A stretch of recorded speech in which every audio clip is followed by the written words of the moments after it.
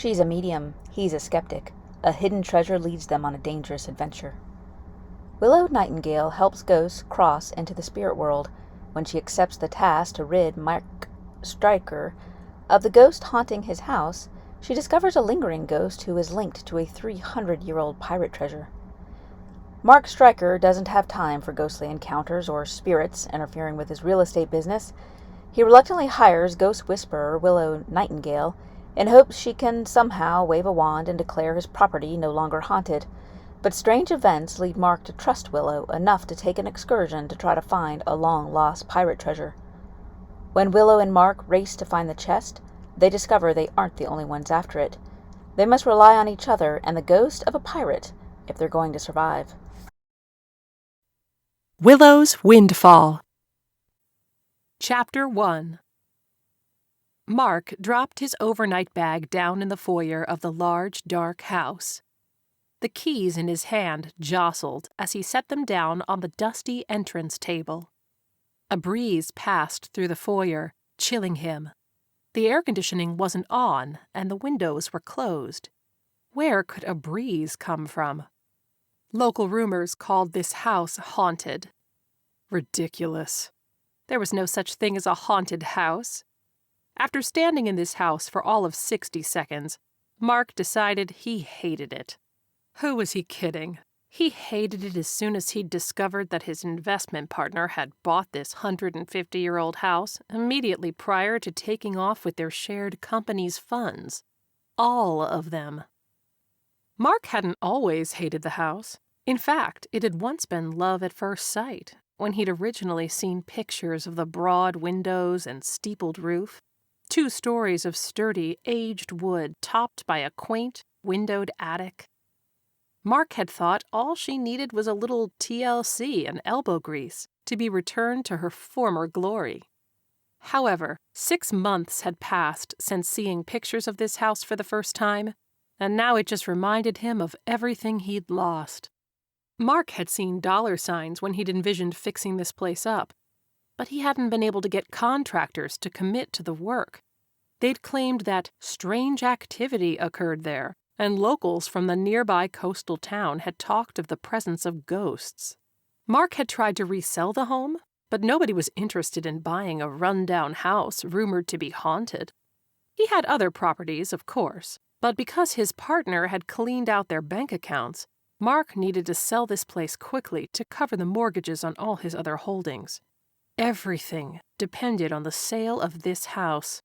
Mark had even gone so far as to hire ghostbusters, so he could at least claim the house had been cleansed. They'd all been charlatans, though. A waste of money. The wood flooring creaked, even though Mark hadn't moved. He felt a nervous thrill and glanced around at the dust, the tarp-covered furniture, the planks of fresh wood, and the unopened cans of paint. The last contractor had left in a hurry. Mark wasn't so easily spooked, though. He spoke irritably into the empty house. "Ghosts or no ghosts, I need you in shape to sell within the next 6 months." Mark had about 6 months' worth of liquid assets in his personal account, and nothing more. His only hope was to turn a quick profit from this house through his own blood, sweat, and tears. Willow arranged the diabetic test strips carefully on the counter and checked the pre-filled syringe of insulin. How did such tiny supplies cost so much? How had the cost of insulin risen 400% since its discovery? And how was someone older, with poor eyesight, even supposed to read these tiny numbers on the syringe? "Willow?" Willow looked at her phone on the counter. Right, Erica was on speakerphone. "No, I'm not coming to the hospital. I hate that place." Willow shuddered. "I really need you," Erica pleaded. Erica was a geriatrician Willow had first met when her diabetic grandmother had been admitted with hypoglycemia. Dr. Erica Patel had been exceptionally kind and patient with Willow's grandmother. Willow berated herself for her grandmother ending up requiring hospitalization. The woman had diabetic retinopathy and couldn't be trusted to give herself the right amount of insulin. That had been a lesson learned. Willow thought back to the day that had happened, when Dr. Patel had placed a hand on Willow's shoulder as she'd sat beside her grandmother and promised, "She'll be okay. We'll have her fixed up and out of the hospital in a few days." Willow nodded numbly. She remembered how Dr. Patel had cocked her head to one side. "You seem worried, perhaps disproportionately to the situation?" Willow shifted her weight in the hospital chair. "I hate hospitals." "Did you have a bad experience?" Willow sighed. "There are depressed spirits here." "Oh." Willow waited for the physician to brush off her statement, or assume Willow was referring to the sick but still living patients. Instead, Dr. Patel pulled up a chair and sat down to listen. Willow blinked at her. Dr. Patel had crossed her legs and leaned forward. "Sometimes I get this prickling feeling on the back of my neck. My great-aunt back in India told me that the sensation was me feeling spirits." The room had suddenly grown quiet for a moment, with only the sound of Willow's grandmother snoring in the bed. The sawing noise reminded Willow that she still needed to schedule her grandmother's sleep study. She didn't have the $2,000 out of pocket that the sleep center required, though. For whatever reason on that particular day, Willow had felt like trusting those puppy dog brown eyes of Erica Patel. Hospitals are filled with spirits. They're the worst places for people to die. Their spirits struggle to figure out how to move on from a place so foreign from their home. "The best place to die is home?" Dr. Patel had asked. "Yes," Willow answered slowly, surprised by the woman's ready acceptance of the supernatural. The physician had nodded, as if she'd suspected as much. Willow had continued. "Their lingering brings the entire ambience down. Their presence perpetuates depression here." Dr. Patel frowned. "The elderly already have depression. I hate to think spirits are making it worse." "They do." "What can I do? Can anything be done to help them move on?" Willow eyed the doctor, who'd given her a disarmingly friendly smile. That night, Willow had returned to the hospital with candles and incense and incantations. She'd performed the ritual to help the spirits cross into the ethereal realm, all while a fascinated Dr. Patel had watched. After that night, the women had become friends, and Dr. Patel had become Erica. "Willow?" Back in the present, Erica's voice through the speakerphone pulled Willow from her memories. "Each time after you work your magic, my recovery rate increases and my depression rates decrease across the ward. If you come, I promise I won't bother you again, at least not for another 6 months. It's not magic." "It is to me and my patients. I'll pay you. You never let me pay you." "I'm not taking money to help lost souls." "So you'll do it?" "I'll do it." "Tonight?" Willow rubbed her temple. "Midnight." "I'll badge you in." As Willow parked her car, she gaped at the beauty of the old house. The sun filtered through the leaves rustling in the cool March breeze, casting dancing shadows across the house. The shingles looked new, but the gutters were the original copper. One of the large windows jutted out to create a sitting area in what appeared to be a library. To make it even more appealing, majestic oak trees surrounded the house, enveloping it in an aura of tranquility. Willow stretched after the 2-hour car ride before walking up the porch steps. The door swung open, revealing a tall man dressed in a navy suit who stood expectantly in the doorway. He had sandy blonde hair, hazel eyes, and tanned skin. His square, cleanly shaven jaw looked tense. "You're late." Willow looked at her watch. 2 minutes late, and that was only because she'd been ogling this house and the grounds while standing in the driveway. Now, instead, she caught herself ogling this stranger and his broad, triangular physique. "I'm not late." "Business courtesy dictates arrival 15 minutes before a meeting time." Willow wanted to tell him where he could shove his business courtesy, but she needed this job and needed the money. Besides, the gentleman seemed to be in a hurry. Perhaps he had somewhere important he needed to be, and only the urgency had made him sound rude. "I'll remember that for any of our future meetings." Willow extended a hand. "Willow Nightingale." The stranger shook her hand briefly, his grip warm and solid. "Mark Stryker." "Tell me about your ghost problem." Mark stepped aside and gestured with his arm for Willow to step inside the house. As she entered, her gaze roamed the interior and the evidence of ongoing renovations: half-painted walls, stripped railings ready for staining, and stacks of new wood planks. "I don't have a ghost problem," Mark said. Willow felt a jolt of alarm. Had she been lured to a man's house under false pretenses? She reached for the phone in her pocket and pulled it out. "Sorry, I'll make it quick." She pretended to answer the phone and talk to her friend. "Erica? Hi, yeah, sorry. I can't talk right now. I'm at that old house. The one we looked at online. Yeah, okay. I'll call you later. Bye-bye." She stuffed the phone back into her pocket. Mark's lips quirked. "Did you just fake a phone call?" "No." Damn. Her voice had probably been infused with too much cheer. "You did.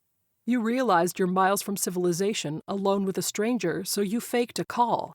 "Did not." Mark smiled. "I'm in real estate. You can't bullshit a bullshitter. And you're a bad liar." Willow tried not to stare at Mark's infuriatingly dazzling smile. He took a non-threatening step back and nodded toward her. "Go ahead. Call or text whomever you need in order to feel at ease. I'll wait." Willow retrieved her phone again and texted Erica that she was on a job. Then she sent the address of Mark's house, adding that she'd call Erica later. Willow finally pocketed her phone again. "Thanks." She looked up at the handsome stranger. "Now, do you or do you not have a ghost problem?" If he didn't have a problem, why had he called her? "I don't believe in ghosts." Mark crossed his arms. "But as I seem to be in the minority in these parts, I need someone with a reputation for dealing with ghosts to declare this place cleansed." "Cleansed?" "Ghost-free." Willow walked through the house with Mark on her heels. "I'll see what I can do," she promised. "You're the 5th person I've called. 2 were a waste of money, 2 were unavailable. Asher Brenner was the 4th one, and the one who seemed to be the most reputable, but he only does missing persons. He gave me your name." Willow nodded. She'd met Asher when they'd crossed paths on a previous case. After they'd compared notes, she'd known Asher was the real thing, a fellow medium. "You don't advertise," Mark added. "I don't," Willow agreed. She knew that if she advertised her services, she'd be bombarded with people wanting seances to connect them with dead family members, and Willow performed no such rituals. She preferred to keep her activity low-key and simply help the occasional spirit move on from the living world. "It must make finding business tough." "You found me." Willow walked through the gutted kitchen, with its missing cabinet doors, and then the dining room, with the sheets over the table and chairs. The lounge had a beautiful brick fireplace that led into the library. There, old books covered in cobwebs filled half the shelves. Willow looked at the seat by the window. She could envision spending hours relaxing in such a place. She could sit and write and stare into the woods for inspiration. Mark watched the fascination on Willow's face as she explored his house. Her green eyes were wide with wonder, and her cheeks flushed. She didn't look like a psychic, not with her blue jeans, pink blouse, purple scarf, and worn boots. She was a few years younger than him, late 20s perhaps. She looked good enough to eat, but Mark wasn't about to hit on a woman who claimed to see ghosts. Willow touched the spine of one of the books, and her lips parted slightly. He looked away and shoved his hands in his pockets. "Don't you have a ghost Geiger counter or something?" She arched a dark eyebrow at him. "I am the Geiger." "Well?" "Nothing yet." "Before you go too far, we should discuss payment." Willow turned to him. "You agreed to my price on the phone. I agreed to no payment until the job is done. Fortunately for you, I'm desperate enough to accept your terms." "Ghost hunting doesn't pay the bills?" Mark asked. Hardly. And this isn't hunting. Ghost whispering? I don't whisper. What do you call it then? Ghost sensing. Mark shook his head. Doesn't have the same allure as Ghost Whisperer. Willow started up the stairs, and he followed. So, what does pay the bills? Mark suspected she had some other type of employment, since her performance seemed rather bland as far as ghost sensing went. Willow was too normal. Not enough pizzazz or dramatic flair. Chapter 2. Willow heard the front door close as Mr. Uptight left. Good riddance. She'd been judged all her life. Why would an attractive businessman treat her any differently? You're the one who called me, she wanted to remind him. Mark was also the one with the gorgeous smile. House. Gorgeous house. Willow turned her attention back to Henry. His apparition rippled, coalescing into the faintly translucent outline of a pirate, complete with ruffled white blouse and elongated hat. He was only missing an eye patch and a parrot to complete the look. So, are you a pirate? Or a Johnny Depp wannabe? Who? Never mind. How can I help you? Henry gave a translucent blink. No one's ever asked what they can do for me, my lady. You're a spirit, lingering on in the physical world. What unfinished business do you have here? Henry took off his hat and pressed it to his chest. I was a grand pirate in my day, Henry Bartholomew III. They called me Captain Bart. I'm Willow Nightingale. Pleased to make your acquaintance. And what sort of ship did you command? Willow was fascinated by the strong presence of this ghost. Most of the time she encountered mere wisps of spirits, and their appearance was difficult to discern. She was a fair beauty, fast and light. We flew the ocean in her rather than sailed it. That was back in the 1700s. I hear that in the spirit world you live your days reenacting the glory of your life. Willow had no first-hand knowledge of this, only what spirits had told her, which might be true or might be purely folderol. Others tell me it's eternal rest and peace. How is it you hear me and see me, Lady Nightingale?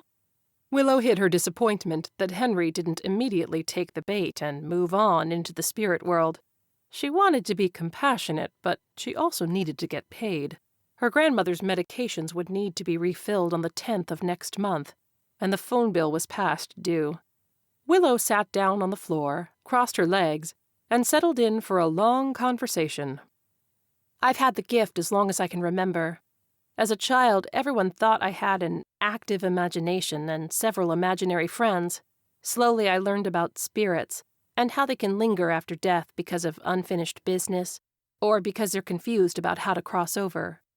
Henry half sat, half floated on the floor. My first mate claimed he could see spirits. I always trusted his judgment, which ports to avoid at which time. We were never caught, because his ghostly spies kept us informed, or so he claimed.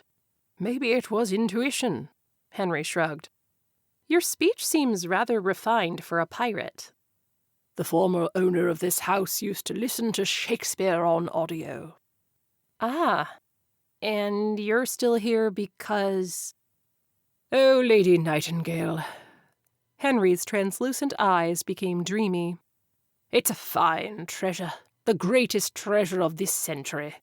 He faltered. At least I think it is.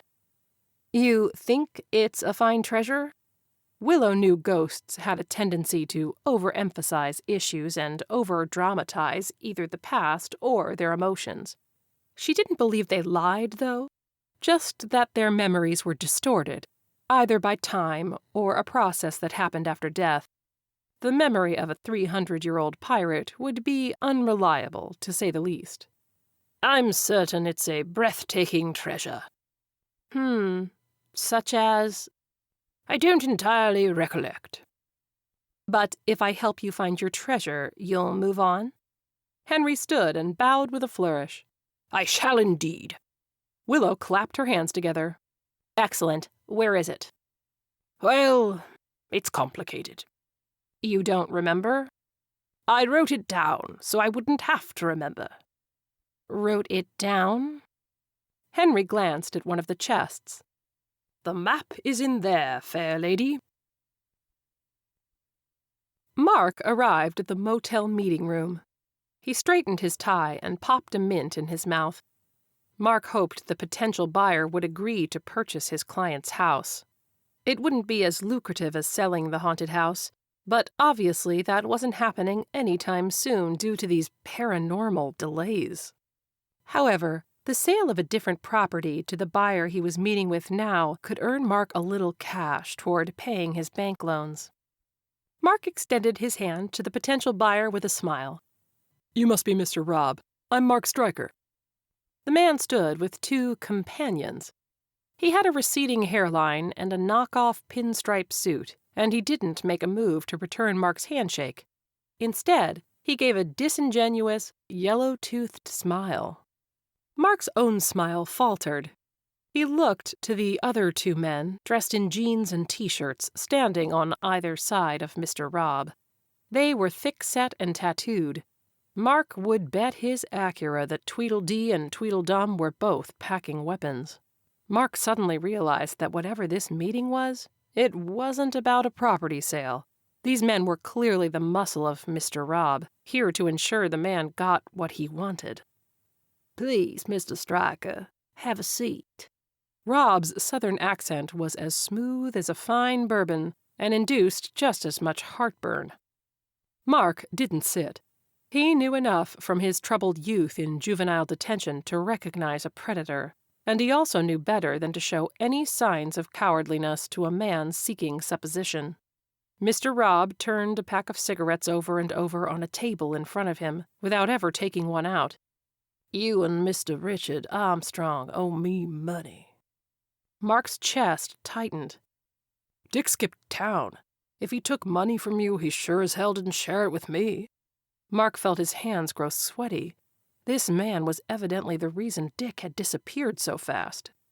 What the hell has his piece of shit partner gotten himself into? Who was this man? A loan shark? Mark's eyes dropped to the man's suit coat. An unmistakable bulge spoiled the sleek lines. Mr. Robb was an armed man who felt slighted. That was not a good combination. Mr. Robb continued to turn his pack of cigarettes over and over. The warning label kept flashing before Mark's eyes. "Hazardous to your health."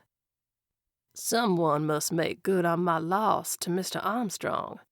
Businessman to businessman, Mr. Stryker. I'm sure you understand.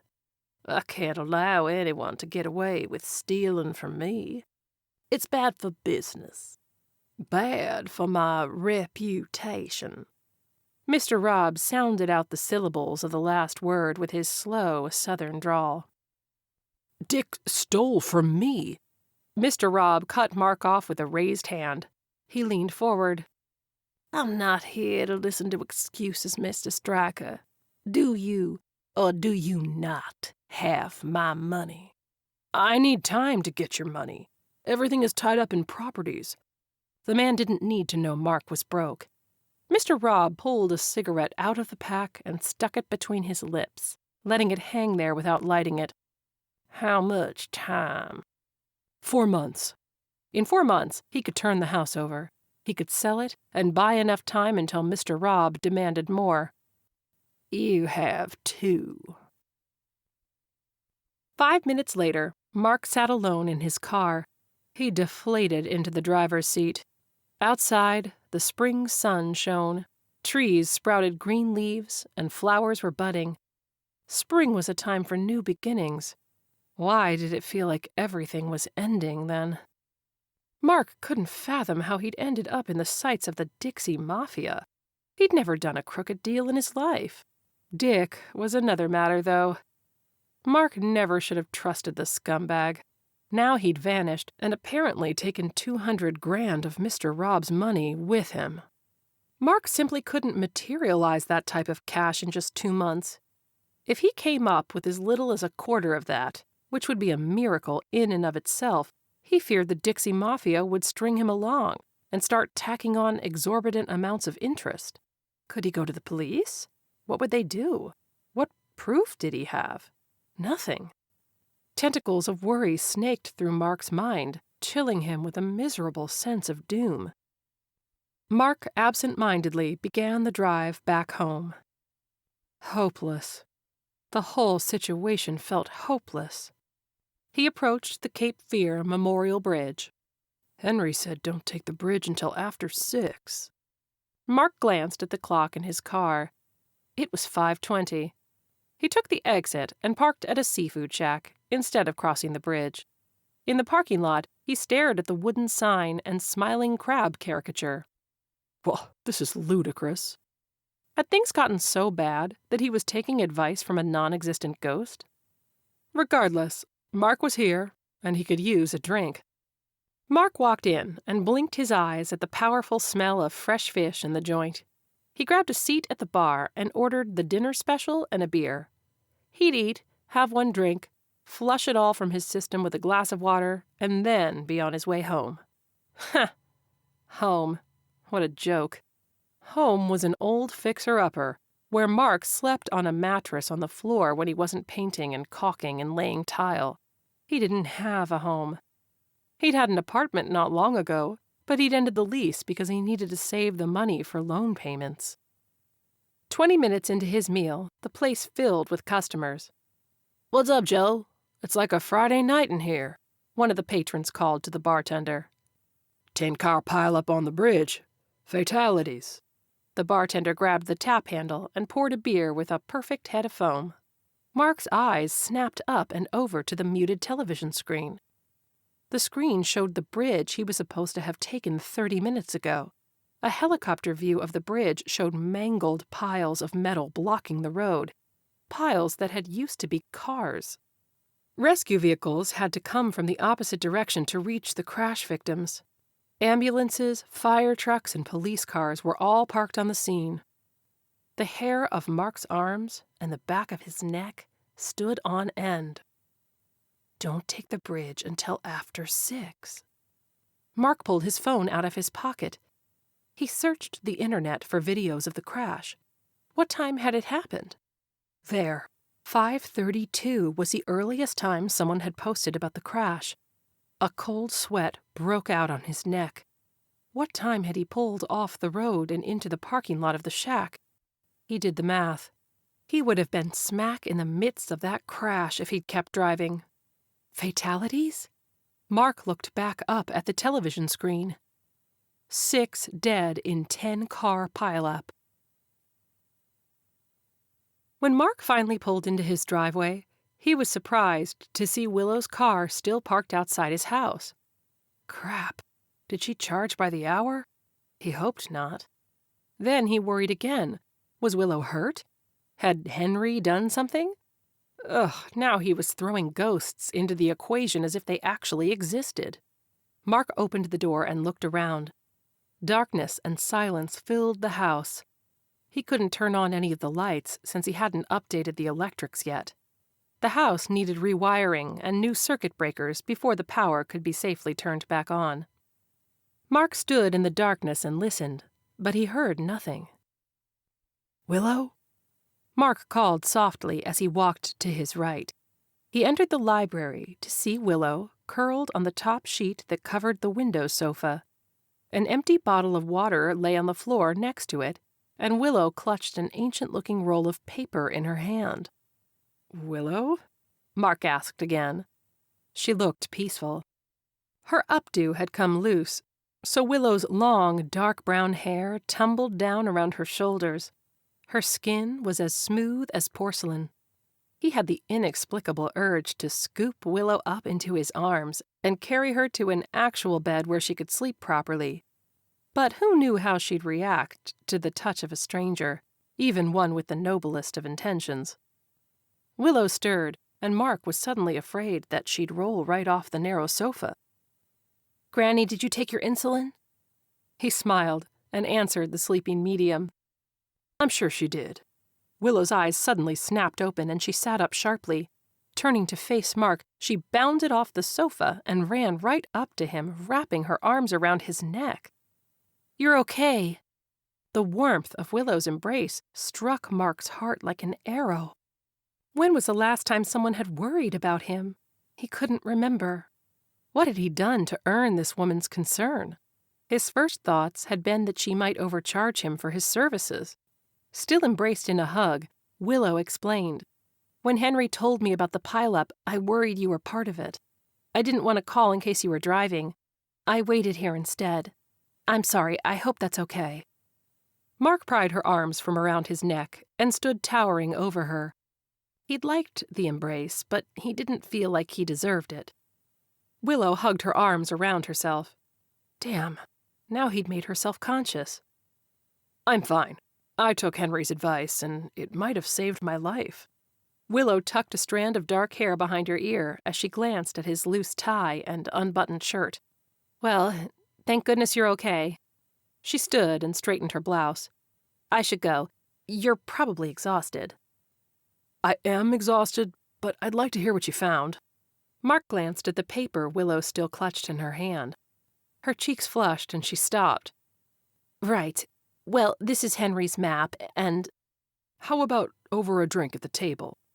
Willow shot him a confused look. I have water, coffee, and hot chocolate. Fortunately, the gas stove worked. Willow looked relieved. "Hot chocolate would be great." A few minutes later, Mark set down 2 cups of hot chocolate on a table, upon which Willow had lit candles. I don't have any marshmallows. Sorry. "This is perfect." You've been here half the day. You must be starving. "I had a protein bar from my car. I'm okay." Willow gently unrolled what looked to be a map, inked on thick parchment paper. "If you want to give up your ghost, you'll need to find his treasure. Henry isn't attached to your house. He's attached to this map. He needs closure by finding his treasure." Treasure? Mark's mind instantly went to the debt Mr. Robb was owed, or thought he was owed. Willow shrugged. Henry doesn't remember what it is. It could be rubies. It could be a bottle of 300-year-old rum. Mark touched the corner of the map. If he's attached to the map, why not just torch it? Willow gave him an incredulous stare. "Captain Bart saved your life this afternoon, and your repayment is to burn his link to the physical world?" Wait, who's Captain Bart? "Your ghost's full name is Henry Bartholomew III, Captain Bart." The liquid in Mark's cup of hot chocolate inexplicably rippled, even though there was no breeze to have caused it. Mark winced. Sorry, Captain Bart. He looked around the room, half expecting the windows to rattle or the stove to explode. "The good news is, the treasure's here on the North Carolina coast, so you could probably wrap this project up in a day." Mark gave Willow a level look. We could wrap it up in a day. He didn't have time to waste closing the loop on some ghost's unfinished business. He had 2 months to make a profit, or the Dixie Mafia would take out his kneecaps. He rubbed them reflexively. He was fond of his kneecaps, not least of which his ability to walk and run with them. "You want my help?" I need your help, Mark clarified. I can't talk to ghosts. Willow seemed to be considering his plea. Mark thought about her 10-year-old Honda Accord, her worn boots, and her part-time writing job. She was contemplating the value of a day's additional work. He pursed his lips. He shouldn't have sounded so desperate. He'd let his business-minded guard down for a second. Willow was going to charge him a fortune. Money he didn't... $500. Done, Mark agreed instantly. She frowned, obviously realizing she should have asked for more. If she got the ghost out of his house in a day's time, though, he could combine his efforts with those of a contractor's and maybe, just maybe, eke a profit out of this house in 2 months. Willow finished her cocoa and stood. "I'll be back in the morning." He stood with her. You shouldn't drive in the dark. Not on these roads. You can stay the night if you want. Willow looked doubtfully around his dilapidated house. My bedroom is clean, he promised. You can sleep on the mattress. I'll take the couch down here. You can text whoever you need to let know so you can rest easy. "I can't sleep in a stranger's house." Mark refrained from pointing out that she'd been doing exactly that when he'd first arrived home. Well, if you're afraid of sleeping in a haunted house, I guess Henry and I'll just keep ourselves company. Willow narrowed her eyes at his dare. He grinned. Unless you're going to charge me overnight. If that's the case, then drive safe. Willow crossed her arms. I'll stay. Chapter 3. Willow retrieved the overnight bag she'd packed in case she'd needed to stay at a hotel after finishing with Mark's ghost problem. She hadn't planned on staying with her client, but he hadn't been lying when he said that driving home this late at night wasn't safe, and staying at a motel would have been an extra expense she didn't need right now. Willow checked her phone. Erica had texted to let her know that her daughter had checked in on Willow's grandmother, and she was fine. Since Erica's daughter had gotten her driver's license, she'd become a huge help with Willow's grandmother, especially when Willow had to travel like this. It helped that Willow paid Erica's daughter in cash, and the work was easier than babysitting. Willow sent Erica a text to let her know she was staying in the haunted house overnight. "Is that safe?" Erica texted. "The ghost is a harmless pirate." "What about the homeowner?" Willow bit her lip. The homeowner was a delicious hunk of muscle. She'd even had the pleasure of wrapping her arms around him, right up until the point that Mr. Uptight had made her genuine hug of relief feel like something awkward, and he'd backed away from her like she was a leper. "No danger from him," Willow texted back.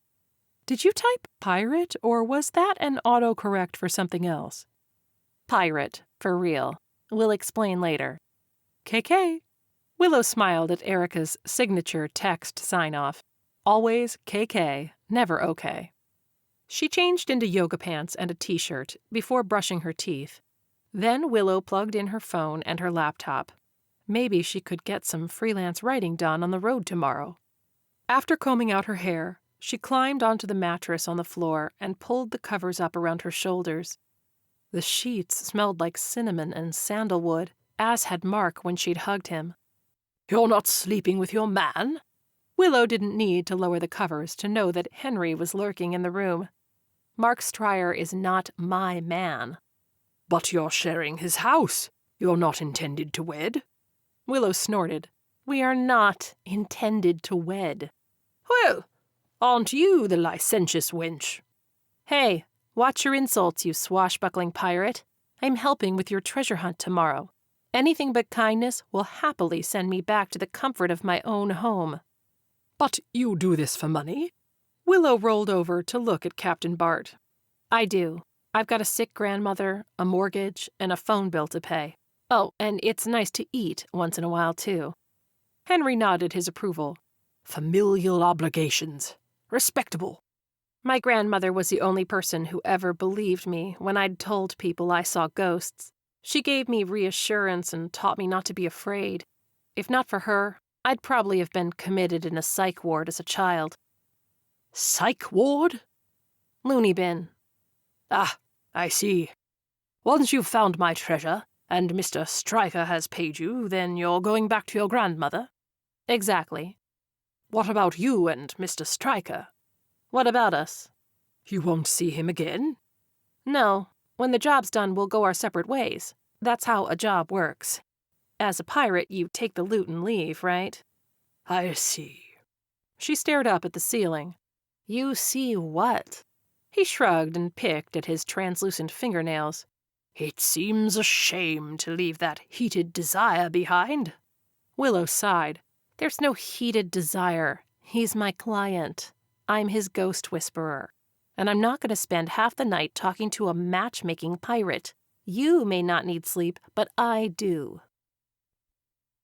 Willow woke, freshened herself up, and dressed for the day. She put her hair up and wrapped the purple scarf her grandmother had given her around her neck. She called her grandmother to let her know she was working a case and should be able to come by her house to check on her later in the afternoon. Next, Willow called Erica to give her the same update. Eventually, she descended the stairs, but stopped on the last step and stared at Mark as she found him sanding a piece of wood at the bottom of the stairs. His white t-shirt was saturated with sweat and clinging to his muscled torso. His worn blue jeans curved nicely along his backside. Willow's heart thudded in her chest at the sight of him engrossed in manual labor. Pity. Just a job. Henry floated beside her and gave Willow a pouting expression. Shush, you. Mark paused and looked up. Oh, good morning. I picked up some fresh coffee and chicken biscuits. They're in the kitchen and should still be warm. Thanks. Willow set her overnight bag and laptop by the front door and padded into the kitchen. The coffee smelled delightful. After pouring a cup, she took a seat at the table and pulled out a biscuit. As she ate, Willow stared at a painting propped against one wall. Thick sheets of gray, blue, and black acrylic paint formed a shining mountain that culminated in a snow-capped peak. The paint was so textured she could almost imagine scaling to the top of the painted mountain, complete with hiking boots and a backpack. Mind if I join you? Mark appeared on the opposite side of the table. No, have a seat, Willow mumbled through a mouthful of biscuit. Mark washed his hands at the sink before sitting down at the opposite end of the table. He unfolded the map she'd left there from the night before. Willow sipped her coffee. Your house is gorgeous. I realize you've got a way to go with the renovations, but I love the design, the library, and the curve of the staircase. Oh, and did I mention the library? I loved her too when I first saw her, but I wasn't expecting to have to pour my own tireless efforts into fixing and updating her. Mark rubbed the back of his neck. You seem to know what you're doing. I should. I've flipped enough houses, but I haven't been the one doing the renovations for the past 5 years. I've been contracting out all the physical labor. Why is this house different? My contractors won't work in a haunted house. He paused and scrubbed a hand over his face. Not to mention, my partner skipped town with our company's assets. That's awful.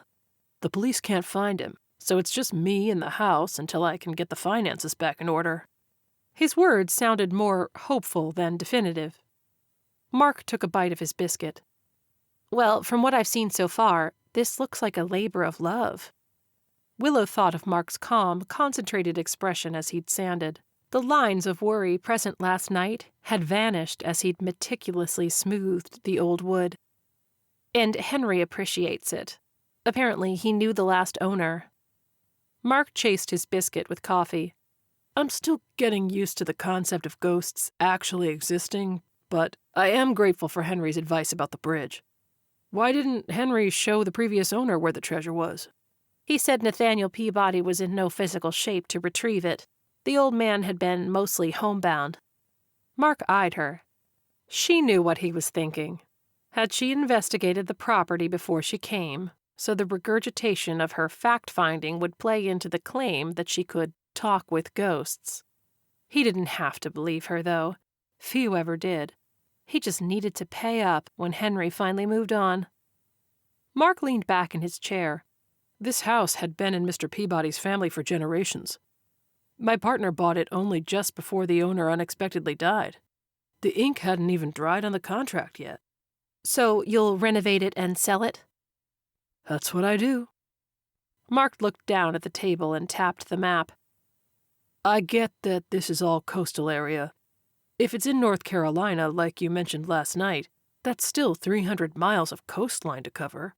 We'll need to surf the internet to see what aligns between this map and present-day maps, and hope that 300 years of hurricanes and erosion haven't changed the landscape too drastically. The first stop is a church, Willow said. Mark leaned closer to inspect the map. How can you tell it's a church? I just see a circle around an X. It's a circle around a cross, actually. Oh, so it is. So, we just need to match the coast to the map, and then narrow the search by excluding all churches built after the date on the map, 1719.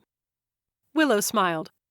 I admire your enthusiasm, but Henry's already told me the name of the church. It's All Saints Church, in Morehead City. Mark looked at his watch. Morehead City's only 2 hours away. We could be there before 10 o'clock. Good thing it isn't Sunday. He stood. I'll get cleaned up. When Mark left, Willow took her cup of coffee and walked into the library. She gazed out the windows at the beautiful, stately oak tree beyond, covered with Spanish moss that swayed gently in the breeze. I think that I shall never see a poem as lovely as a tree, Henry spoke, seemingly from nowhere. You're a poetry-spouting pirate, are you? Nathaniel used to read to me. You like Joyce Kilmer? Mostly I like that poem. A tree that looks at God all day and lifts her leafy arms to pray. Be still my heart, a woman of taste. He bowed. Willow curtsied. I'll drive, Mark declared once they were outside. My ghost, so my mileage and wear and tear on my vehicle. Okay by me. Willow walked around to the passenger side and climbed into Mark's navy blue Acura. I saw your front plate. You scuba dive? Yeah, it's a hobby. You?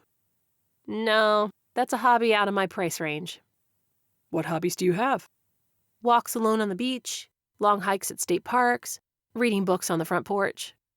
There's a theme of isolation to your hobbies. Willow shrugged as she strapped on her seatbelt. When you've talked to ghosts all your life, solitude is a blessing. Mark started the car. He drove with Willow seated beside him as they headed north on Highway 17 towards Moorhead City. When did you first start talking with ghosts? Mark had heard her one-sided conversation with Henry earlier when she thought he'd gone upstairs. She'd talked and laughed and seemed at ease. Willow glanced at him. I don't mind telling you, as long as your curiosity is genuine and you're not just mocking me. Only genuine curiosity here. Between the bridge warning and the map decoding, my skepticism about the existence of ghosts is waning. He left out the one other reason. If ghosts didn't exist, then this lovely breath of fresh air beside him was crazy. He simply couldn't believe that. Or didn't want to. I've seen and heard ghosts as long as I can remember. When I still talked about them beyond the age at which imaginary friends should have dissipated, I realized my experiences weren't normal. That and my mom locking me in the closet. Your mom locked you in the closet? She thought it would scare the demons out of me. Mark pursed his lips and shook his head, trying to restrain himself from criticizing her mother's child-rearing tactics. What kind of mother would lock a child in a closet? Are you afraid of the ghosts you see? Mark asked. No, most of them just want help. What do they look like? Willow tucked a strand of dark, silky hair behind her ear. She'd worn her hair up, but a rogue strand had freed itself from her clips. Mark wondered if he was asking too many questions. Maybe he should have stuck to weather. But he felt drawn to learn more about Willow Nightingale. Sometimes they're blurry smudges, sometimes faint outlines, sometimes just the barest of whispers. They aren't running around rampant, so it's not as though I see them everywhere I go. My contractors claimed the ghost rattled windows or interfered with their equipment. How is that possible? Ghosts can concentrate their energy and efforts into small bursts of activity that disrupt molecules. It's pretty harmless. And they see the future? How'd he know about the car crash? I think they can sense danger when it involves someone they've been around or feel connected to. I'm less certain how that works exactly. Do ghosts cluster in cemeteries? Cemeteries are quite quiescent, actually. Hospitals, on the other hand, are the worst. Willow shuddered. Really? She turned in her seat to face Mark and became more animated. A friend of mine is a physician, and she and I have this theory. The spirits lingering in hospitals are often old or with bad medical problems, not so much healthy trauma victims. More like incurable cancer or organs failing on life support before the patient slowly died. Sounds abysmal. Right? So in life, they clung to the hope of a miracle recovery, or their family did long after the patient was already prepared to leave. So in death, they're still clinging. I feel this horrible sense of confusion and desperation on their part, like they just can't let go. Or for others, they're finally ready to let go, but they're trapped by their confusion about dying in a hospital, and not a place of comfort and familiarity. The hospital isn't a place of comfort? Have you ever been to a hospital? No. Mark's parents were healthy and in their 60s, and he didn't remember much from the one ER visit he'd had as a kid for a concussion. Ugh, my grandmother's been in a few times. Hospitals are beeps and alarms and blood draws and vital signs in the middle of the night. It's an affront to all of the senses. Including the sixth sense. Mark grinned. Exactly. Chapter 4. Willow marveled as she kept glancing over at Mr. Uptight, who suddenly wasn't so uptight anymore, in a pair of blue jeans and enjoying a coastal drive. She'd never divulged so much about her gift to a man before, not even the ones she'd dated. Willow knew mediums who'd lost relationships when they'd finally confessed the existence of their gift to somebody they loved. Yet somehow, Mark's friendly curiosity seemed to cause her to gab about herself without restraint. Henry politely and quietly listened from the back seat. Willow shifted the conversation to Mark and his business of flipping houses. He'd worked all across North Carolina, but he explained that he preferred to stay near the coast. His entrepreneurial skills had grown his company to 7 figures, or it had until his partner had stolen their funds. When that conversation turned depressing, they switched topics to basketball instead, comparing Duke to the Carolinas and discussing what the coaches needed to do to win the season. Then they talked about the colleges they'd gone to and how Mark had once had a partial football scholarship playing a wide receiver. Eventually, Mark pulled into the parking lot of All Saints Church. The small, sturdy red brick building was single-story, and the land adjacent to it had spread forth into an acre of tombstones. A stone statue of a winged angel watched over the graveyard. They exited Mark's car and walked up the steps. White trim framed the wooden door. A plaque with the church's name and date of establishment was embedded into the red brick above the door. "Looks as if the trim has been freshly painted," Henry remarked, confirming that he'd been here before. "This is the place," Willow told Mark. Mark tried the door. Unlocked. They walked into the small, rectangular building and strolled across the thick stone tiles underfoot, admiring the rows of wooden pews on either side. The church was unoccupied. "They haven't changed much of the interior. It's behind the pulpit," Henry pointed. "Third stone from the right." Willow walked over and looked behind the wooden pulpit. There wasn't enough room to squeeze in behind it. "Back there?" Mark asked. Willow nodded. He wrapped his arms around one side of the pulpit and pulled. The heavy wooden structure groaned against the friction of the stones. "What are you doing?" "I'm just making room to retrieve the treasure."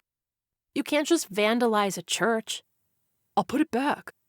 "But—" Willow's eyes caught sight of a loose tile.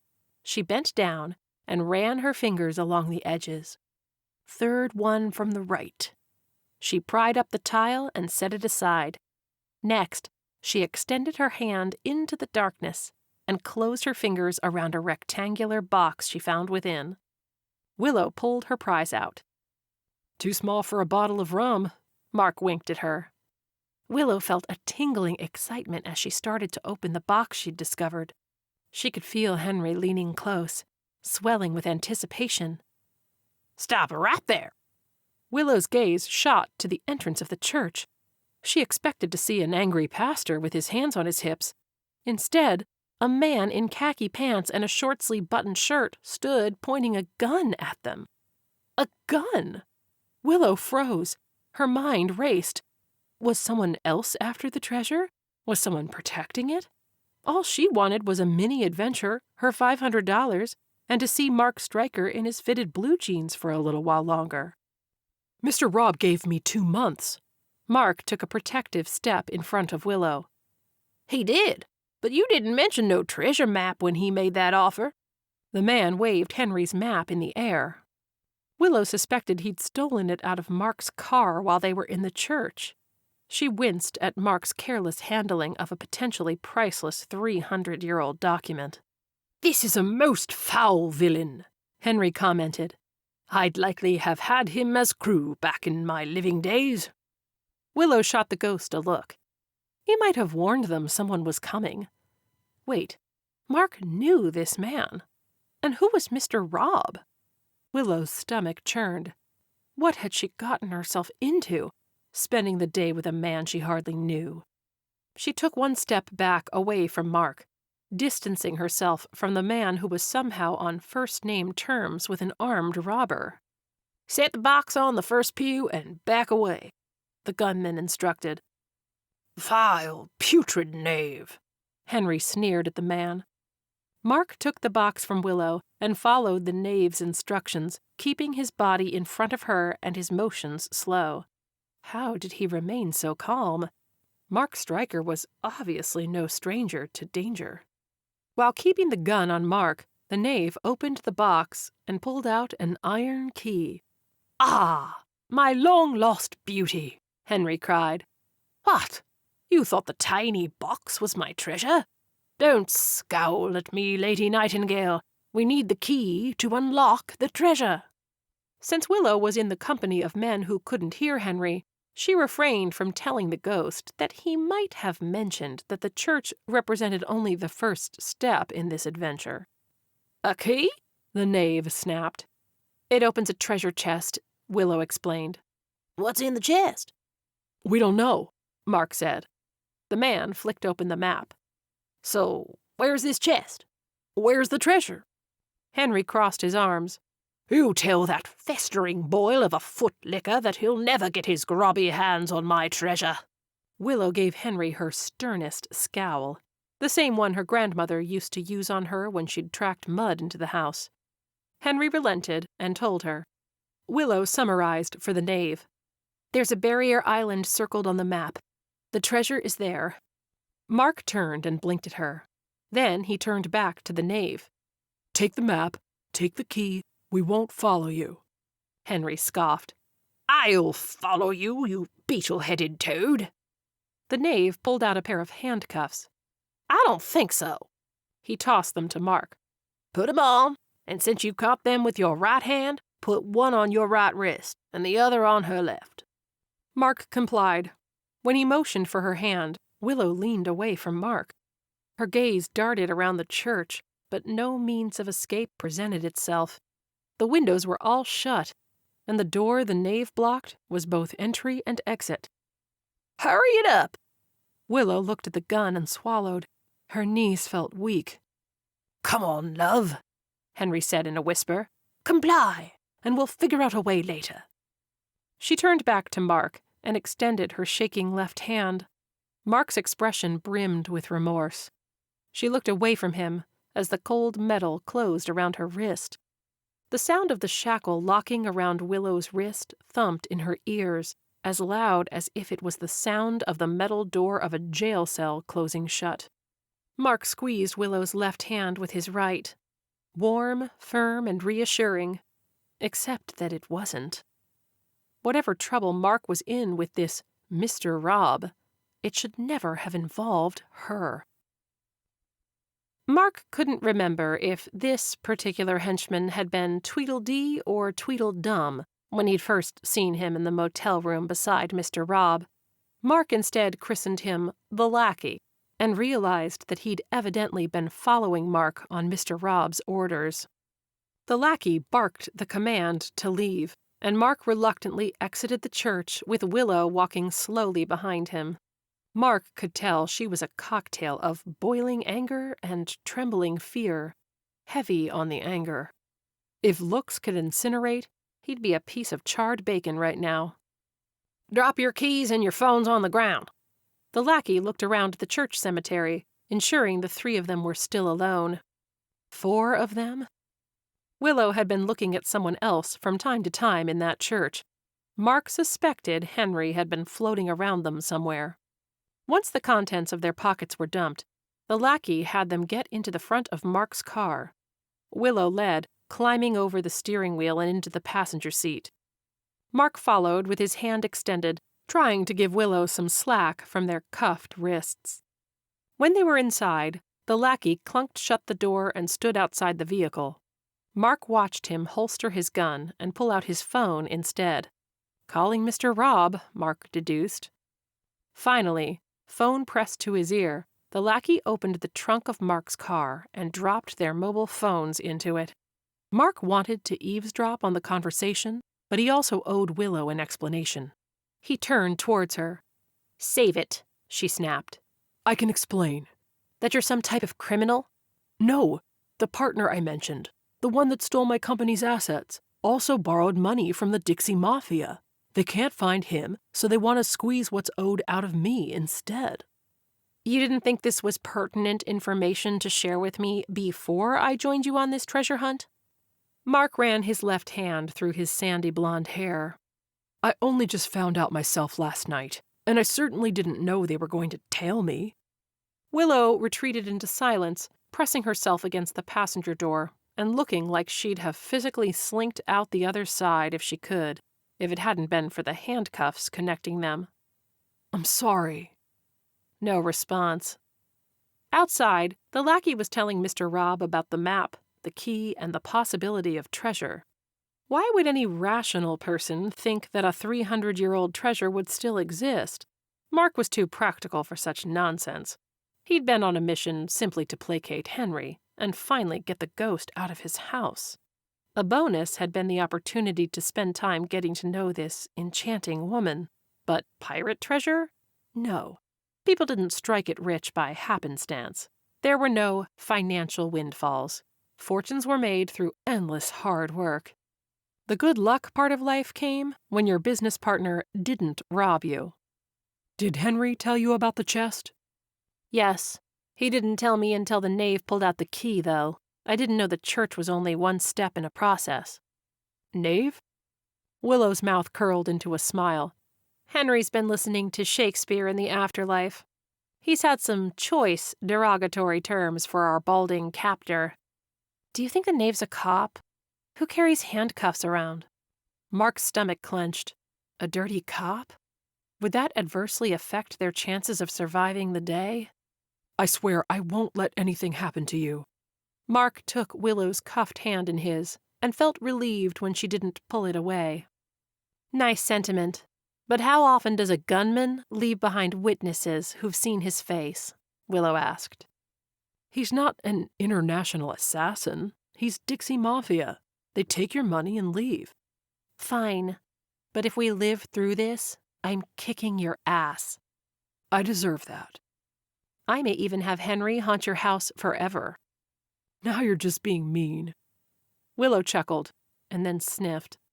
The rear door to Mark's car suddenly opened and closed as the lackey jumped inside the back. Willow jumped. His gun was out again and pointed at the back of Willow's seat. "Drive, Stryker, to the treasure. If you try anything, your girlfriend gets a bullet to the spleen." Mark took his key, started the car, and headed north. Out of everything the lackey had just said, Mark focused on perhaps the most inconsequential part. His girlfriend? The lackey had called Willow his girlfriend. Willow didn't belong to Mark, and the attraction he felt for her was almost certainly one-sided, especially with the way events were unfolding today. Mark drove north on Highway 20. The silence felt oppressive, but Rob's henchman hardly seemed like a man with whom to make small talk. The criminal opened the map and scrutinized it. "So, I get that this here is Pamlico Sound, but there ain't enough detail to tell which island the treasure's supposed to be on. Ocracoke, Hatteras, or Avon." "It's a small island. No name, only a set of caves," Willow said. "I'll know it when I see it." Mark suspected Henry was keeping Willow informed. "Well, aren't you quite the asset for this trip?" The lackey folded the map. "Well, the asset needs to pee," Willow retorted. "We need gas anyway," Mark added. "Oh, no, you don't. You're not pissing in public. Find a deserted side street off the main drag, and then a dirt road off of that. We'll get the gas after you take care of your business." Mark did his best to find a secluded place with bushes and trees. Together, still cuffed, he and Willow finagled climbing out of the car together, as the lackey stood on the road watching them, gun in hand. Mark held up his cuffed hand. "Can you let her off to go to the bathroom?" "Forget it. The couple that pees together stays together, am I right?" The lackey snickered. "Just figure it out, and hurry it up." Mark doubted that explaining to Rob's henchman that he and Willow weren't actually a couple would change anything, so he kept his mouth shut. Willow seemed equally sullen as they walked behind the thick brush. I really have to go. She looked around uncertainly. Here, grab my right hand for balance. I won't look. Mark stared at a bush instead. He felt her positioning herself beside him. I don't know if I can do this. I'm kidnapped, handcuffed, and trying to go to the bathroom in front of a stranger. A stranger? Mark scoffed. Well, tell Henry to stop watching then. Willow gave a soft chuckle and was able to take care of her needs. She finally stood up and adjusted her clothes. Thanks. Since Mark wasn't sure when the next opportunity would be, he also decided to go. Is Henry here? Because this will feel all the more awkward if he is. No, he's by the car. Chapter 5. Willow climbed back across the driver's side into the passenger seat. Henry lingered in the back seat beside the knave. You know, Mr. Stryker has twice the muscle of this buffoon. He could overtake him. Willow pressed her lips together to keep from replying. She had no desire to see Mark make some idiotic heroic attempt and wind up getting shot. She was infuriated that she'd been kidnapped and forced at gunpoint into Mark's car, but she still didn't want to see him get hurt. Mark started the drive back to the highway. Trees lined the road as they traveled. Loblolly pines, oaks, crepe myrtles, and American beech. Bradford pears and star magnolia were starting to bloom. You know, Mr. Robb wants your partner more than you. You could just give him up, the knave said. If I knew where Dick was hiding, I'd have turned him over to the police months ago. How much did he cheat you out of? The lackey asked, with a tone of morbid curiosity that didn't have a trace of sympathy to it. Mark's jaw twitched. My entire business went under because of him. Willow listened carefully. Was Mark as innocent as he claimed? She felt inclined to believe him based off his explanations and behavior. Richard Armstrong is quite the deviant, Henry added. Not that anyone asked me. What do you mean? Willow asked Henry. Mark, having not heard Henry's statement, answered her question instead. I mean, I had to shut down my company because we don't have the funds for property renovation. Mr. Stryker's ex-partner is more than a thief, Henry added, although only Willow could hear him. Really? Mark glanced at Willow sideways, as if she were questioning his statement, unaware that she was actually responding to Henry. She saw the look Mark gave her and clamped her lips shut, giving Mark a slight shake of the head and hoping he'd glean the fact she wasn't talking to him. Oh, yes, Henry cooed, oblivious to this exchange. Armstrong killed Mr. Peabody. Shoved him down the stairs right before my eyes. Left him to be found by the woman who delivered the groceries. All I could do was keep Mr. Peabody company for the last few hours of his life. That's terrible. Yeah, Mark agreed slowly, trying to respond appropriately to Willow's statement. I have to rebuild my company and reputation from scratch. Willow could tell she was confusing Mark, but he had clearly started to sense that her conversation wasn't with him. Willow placed her cuffed hand on Mark's hand. Mr. Nathaniel Peabody. Mark arched an eyebrow. Was she making a statement or asking a question? He assumed the latter and responded. He was the previous owner of the house. He sold it just before he died. He died unexpectedly? He was frail. Mark nodded. I don't think he was in any condition to be living alone, but he had no relatives. Apparently he took a fall. A forced fall, Henry chimed in. Willow's mind churned. And Dick closed on the house? She was suddenly realizing that Henry knew what Dick Armstrong looked like. Willow had learned from her friend and fellow ghost whisperer, medium, that ghosts could find people.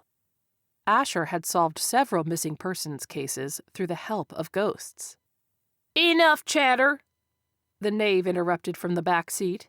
Take the next exit so we can fuel up. The knave had Mark pull into a sparsely occupied gas station.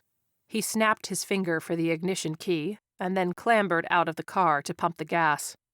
Now that they were alone, Mark turned in his seat. Talk to me, Willow. Something's up. Henry said your partner killed Mr. Peabody. Theft is one thing. Murder is another. Mark rubbed his jaw. Besides, I don't know what to do about it under these circumstances. I know. There's no proof, anyway.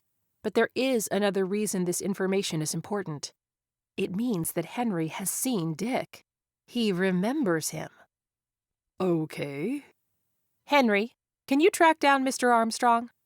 I suppose I could help a damsel in distress. Mark narrowed his eyes. You're thinking if we know where Dick is, we tell Mr. Robb? It could be a way out of this, Willow nodded hopefully. It's the best idea we've got. Henry, how long would it take? Mark's face held an expression of astonishment that he was addressing a ghost. I'm certain I could return before midday tomorrow, Henry mused. But I'd need your solemn vow you'll find my treasure. He could do it by tomorrow afternoon. Willow turned to Mark. But Henry wants us to promise to find his treasure. Mark glanced out the window at the knave, who was once again talking on his phone. Finding the treasure is the one promise we can make. Our lives depend on it. It would just be nice if whatever's in that chest buys our freedom. Henry's not making us promise to keep the treasure, is he? Because I don't think that's up to us right now. Willow nudged Mark's elbow. That's too bad. I was looking forward to that mouth-watering vintage bottle of rum.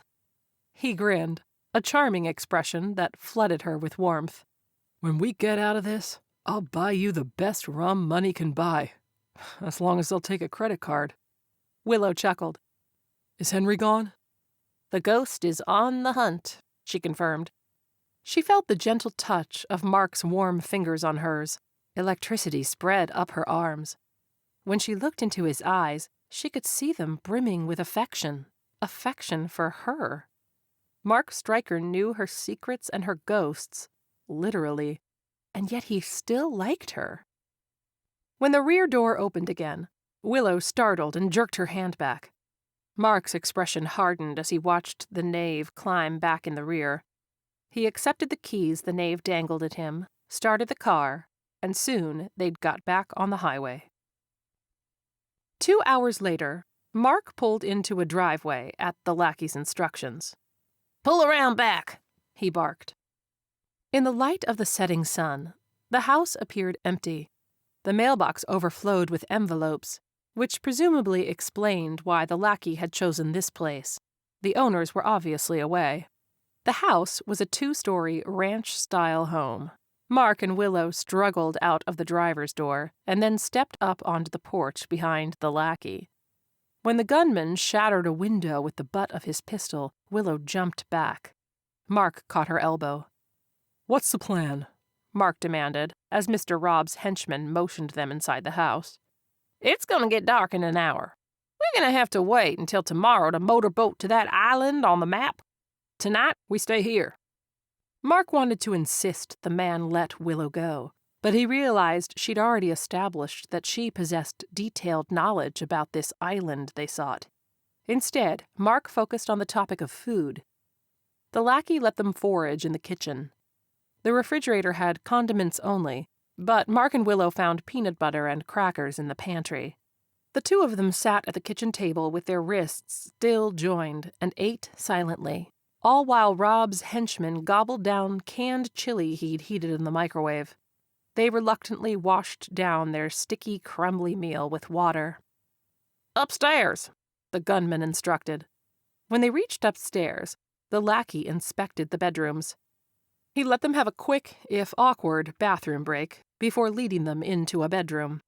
He looked around with a scowl. Get in the closet. Willow jolted, and Mark remembered the story about her childhood. You can lock us in the room. We won't go anywhere, Mark said. The closet is unnecessary. The lackey raised the gun higher. I need to make some arrangements and find us a boat for tomorrow. I'm not taking any chances. Mark could see Willow's panting breaths and wide eyes, mesmerized and terrified at the thought of the small space. You can tie us to the bed, Mark offered instead. The gunman's face reddened. You have any idea how exhausting it is babysitting 2 adults you've kidnapped? No, you don't. So get in the damn closet. Willow stared at the small, dark closet. She couldn't. She wouldn't go in there. She felt her hands start to shake. Choices. Darkness or a bullet. Her heart pounded and a roaring sound filled her ears. Willow took in quick, short breaths. Was something suddenly sucking the oxygen out of the air? Her lips began to tingle. I ain't asking. The knave nudged her in the back with the barrel of his pistol. It's okay, Willow. I'm with you. Mark's voice sounded distant and hollow, as if he was talking to her through tin cans tied with string. Nevertheless, Mark pulled her inside the closet with him, arms around her shoulders. Why would he pull her into the darkness like this? Willow felt her legs move, stiff and heavy like the Tin Man from The Wizard of Oz. When they were both finally inside the tomb-like closet, the knave shut the door and darkness closed around them. Willow heard the door lock. Her mother always locked the door that same way. "Face your demons," Mother would say to her. "They need to be gone when I come back." But Willow's mother wouldn't be back for hours, and as a terrified little girl she'd been left alone in the pitch blackness for what seemed like forever, tumbling down into a tornado of despair. Everything seemed to spin around her, even though Willow couldn't see. She felt herself falling. Suddenly, large, warm arms wrapped around her and lowered her gently into a sitting position on the floor. Willow, shh. You're okay, honey. Willow sat in Mark's lap as he held her close to him. His lips were near her ear, and his warm breath caressed her neck. Slow, deep breaths, Willow. "You're here." Right here with you. Willow held on to him tightly, as if the imagined tornado swirling around her might drag him away from her. Easy, Mark repeated. You're okay. Willow could feel the outline of the muscles of Mark's torso. She traced her free hand along his bicep, to his neck, and up into his hair. Willow. His voice cracked with heated weight. She turned her head towards his, her lips brushing along his jaw, then his cheek, and finally his lips. Full, hungry lips. As they kissed, the roaring sound of the tornado faded away. The darkness filled with light instead, and Willow suddenly forgot that she was locked in a closet. The taste of Mark's lips and the feel of him pressed against her sent her desire for him surging to a crescendo. Their unexpected kiss transformed from one of desperate need to a long, lingering exploration of her mouth on his, and finally to a light tenderness. When they finally stopped, Willow had no concept of how long they'd been kissing. She only knew it had been the best kiss of her life. Mark kept one hand on Willow's face. You sound better. She realized she'd stopped hyperventilating. Thanks to you. As first kisses go, that was pretty amazing. Yeah, it was. Although it would have been more normal to have had that on a romantic sunset beach. I don't know about you, but I saw fireworks just now regardless. Mark moved his lips over hers, teasing her with brief, tantalizing kisses. Besides, everything about you exceeds normal. The paranormal ghost whisperer thing? Mark situated Willow in a slightly different position in his lap. Sure, the ghosts. But also your self-confidence about your interactions with them. The responsibility you take on with your grandmother. Your basketball fanaticism. It's all incredible. Willow suddenly felt incredible in Mark's arms. He hadn't made her feel ashamed of her panic attack. He hadn't judged her or reprimanded her. Mark stroked Willow's hair. As much as I'd love to spend the next hour making out with you in my lap, we probably need to talk about a getaway strategy. Okay, let's do this. Chapter 6. According to Mark's watch, the lackey returned about 2 hours later. He wrenched open the closet door and moved the pair to the bed. Then he inspected the room, first the window, presumably to work out what a jump out of it might look like, then the door, testing to see how sturdy it was. Next, the lackey inspected the drawers, and Mark suspected he was making sure there were no weapons concealed in there, or anything Mark or Willow could use to pick the lock on the handcuffs. The room seemed to belong to a girl, as it was decorated with pink curtains and a purple throw over the bed. A white vanity and dresser were against the wall opposite the closet. When the lackey was finally satisfied, he turned to face the two of them. I don't want to hear a peep out of you two all night. Tomorrow, if it all goes well, Mr. Rowe gets his treasure, and you two get to go on your merry way. Any shenanigans, though, and Stryker gets a bullet to the knee. Willow wrung her hands together. Can I call and check on my grandmother?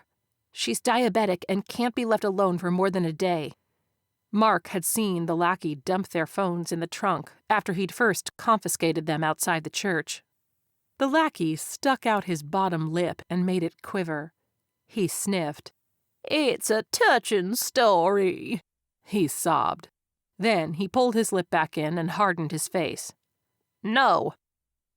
After the lackey closed the door, they heard him moving furniture around.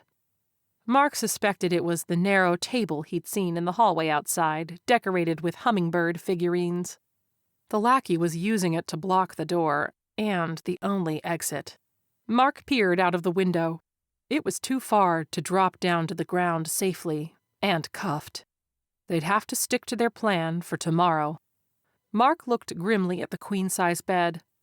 I'd ask which side you want, but I guess the cuffs go in the middle. I guess they do. They climbed into the bed and lay side by side, staring up at the ceiling.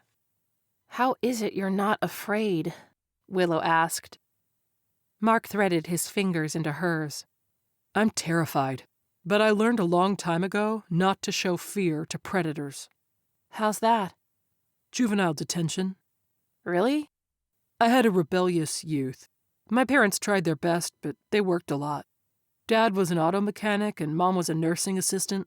I ran in with a bad crowd, mostly robbery. Memories of vandalism and theft churned in his stomach. He'd been a fast runner, and he'd never answered for most of his crimes. But you still got a football scholarship. Records were sealed. I cleaned up my act and turned my speed into something more productive. Mark marveled at how easily he had poured out his past to Willow. He wasn't proud of that part of his life.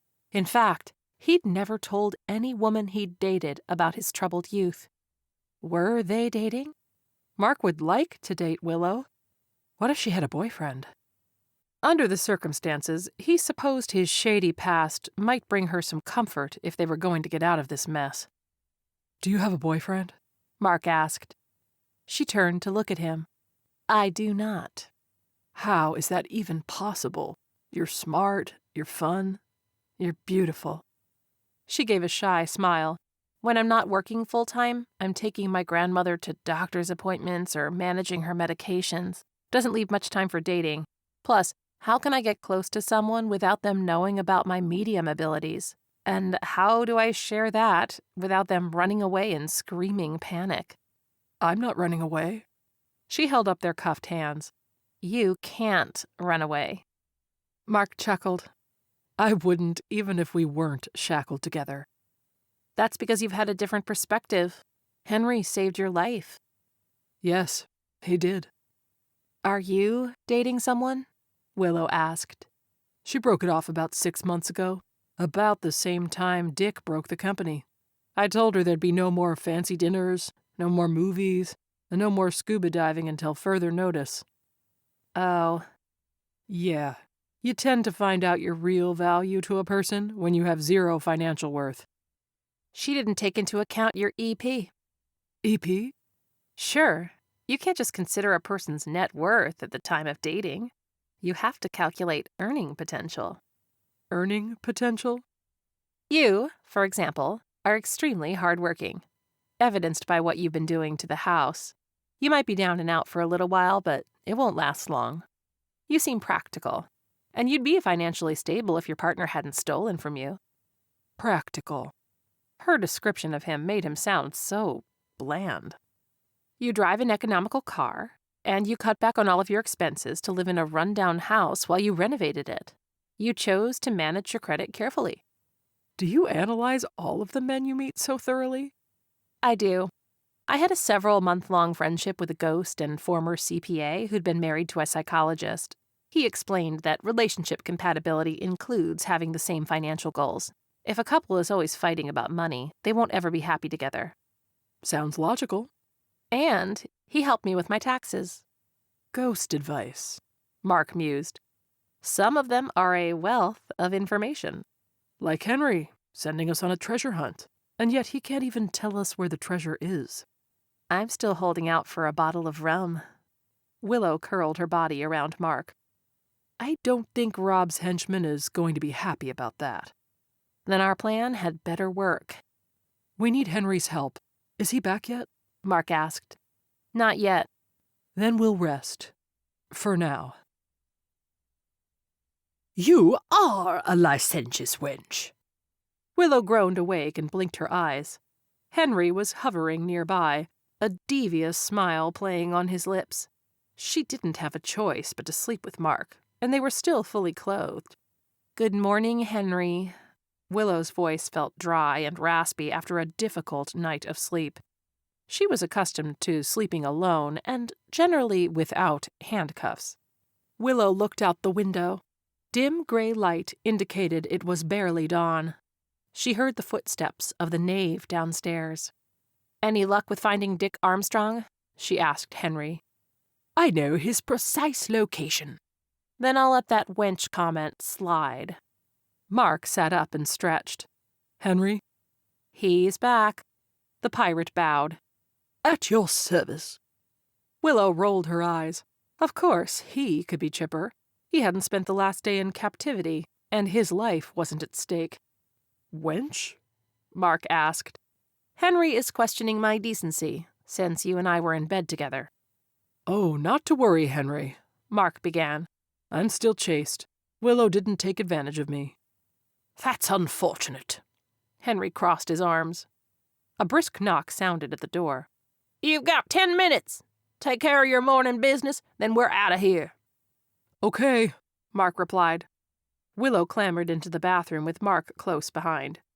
This is an affront to my modest personality, she complained. Do what you've got to do. I'm going to search the cabinets for toothpaste. I hate invading this family's home, too. Mark found toothpaste. They scrubbed their teeth and washed their faces, standing awkwardly side by side at the sink like an overly familiar married couple. When they emerged from the bathroom, Henry was waiting for them in the bedroom. You're not even bathed. How indecent, Henry commented. Willow put a hand on her hip. And as a pirate, you bathed frequently? Truth be told, she desperately wanted a bath, but alone and in the comfort of her own home. Henry didn't reply. Mark reached down and stroked Willow's left wrist. The handcuff had chafed a red ring on her skin. His expression was a mix of pain and remorse. It's not that bad, Willow reassured him. We'll get through this. I know. Henry picked at his fingernails. This is all very touching. Is there a plan? There's a rough outline of a plan, Willow said. We need to know what Henry's capable of doing, beyond rattling windows and doors and frightening my contractors. Mark found himself once again behind the wheel of his car, driving left-handed while his right was still cuffed to Willow in the passenger seat. He followed the lackey's instructions to head to the coast and find a marina. Can we talk about the plan? Mark asked. Talk, the lackey said. I'm assuming you don't have a boat waiting for us, which means you're planning to steal one. So? So that's not as simple as dropping keys out of a visor. No, marinas have drop boxes. Locked drop boxes. The lackey shrugged. I'll have to bust it open. There's a tire iron in my trunk, Mark said. Problem solved. One problem solved. Now, let's suppose there is still a 300-year-old treasure chest out there. The map indicates it's in a cave. We don't know if it was sunk in a cave. And the sea level is probably 2 feet higher now than 300 years ago, so it might be underwater today, even if it wasn't in 1719. I guess you're going swimming then. Mark glanced back at the lackey. You're the one with the diver's flag on your license plate, ain't you? Mark gripped the wheel of the car tighter. I guess I'm going swimming then. That brings up the issue of getting scuba gear. The boat whose keys you steal out of the lockbox may or may not have scuba gear. So, we'll just steal gear off a different boat. Mark grimaced, but nodded. This was a lot of theft he hoped he and Willow could explain to authorities when this all concluded. He worried police would find his sealed records and assume he was guilty in the present because of his checkered past. Why are you suddenly being helpful all of a sudden? The lackey eyed him suspiciously through the rearview mirror. If we get out there and don't have a plan, it might attract attention. I don't want a bystander getting shot because we were sloppy. You want the treasure too, don't you? I can feel it, like it's calling to us. Song of the siren, Mark thought. The only thing he desired was Willow's safety. If the treasure could buy that much, then it was worth helping this criminal steal a boat and some diving equipment. Is that why you're still working alone? Mark pressed. Rob's henchmen worked for the Dixie Mafia and could presumably have had a dozen men come to help him bring in the treasure. But more men meant more division of the loot, assuming any actually existed. If the lackey were the only person to return with the treasure, he could claim to have found half as much as he surrendered to Mr. Rob, or, in fact, as little as he wanted to, and simply keep the difference. Pull in over there, the lackey snapped. They reached the marina as the sun rose over the ocean. A warm streak of orange hovered above the rippling blue waves. Abandoning the car, the three of them found their way to an unoccupied dock. As planned, they broke open the lockbox and stole a key. Mark and Willow then had to steal scuba gear off a different boat to put it on their own stolen vessel. When they were finally all aboard, the lackey cranked the engine and piloted the boat away from the marina. Chapter 7. Willow fidgeted with the fold of her jeans as she sat in the boat. Any moment, she was sure lights and sirens would erupt, and someone would come after them for stealing this boat. She hoped not. The knave was becoming twitchier. She suspected sleep deprivation and stress were taking their toll. If he was now to face a hostage situation, would the last remnants of rational thought escape him? Willow started to shiver as the boat sped faster across the waves. Blasts of cold wind and icy sprays of ocean water buffeted her. Mark nestled closer, trying to keep her warm. Willow was worried about her grandmother. She hadn't been out of contact this long with her in years. Willow had to hope that Erica would check on her grandmother when she didn't hear back from Willow. There she is! Henry suddenly exclaimed. Willow looked up to see an island of sand and rock rearing in the distance. Henry relayed the instructions to her, and she told the knave, "Oceanside, not Soundside. There'll be a cave entrance." Rob's henchmen took the boat around to the Atlantic Ocean side of the island. The cave appeared small, too small for the boat to make it through. "You're up, Stryker." The knave gave Willow the key to unlock the cuffs, all the while keeping the gun trained on her. Mark stripped to his underwear and donned the wetsuit.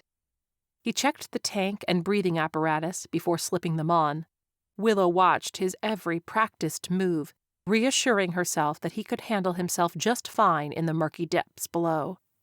Besides, according to Henry, the treasure had originally been hidden above the waterline, so it shouldn't be too deep or hazardous to find.